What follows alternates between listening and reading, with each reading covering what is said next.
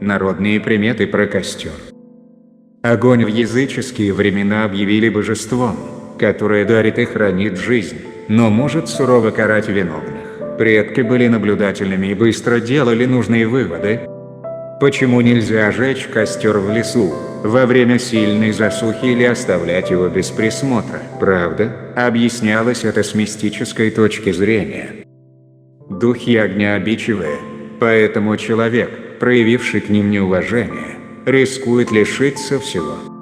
Приметы про костер. Немного бытовой магии. Если трещит, огонь согревает в холода и разгоняет ночной мрак, а еще он отлично очищает от любой скверны. Если разведенный костер трещит, примета намекает, что кто-то из людей рядом с ним может оказаться жертвой порчи либо иного магического воздействия. Уменьшить последствия получится с помощью очистительной жертвы. С этой целью в далекие времена предки бросали в пламя немного своей пищи – зерна, мяса, поливали камни очага вином или молоком. Смотреть на огонь, к спокойствию и гармонии. А вот ругаться или спорить возле него не стоит.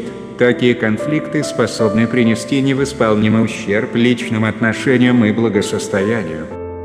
Если погас, сам собой гаснет костер, примета предупреждает, что рядом есть источник негатива.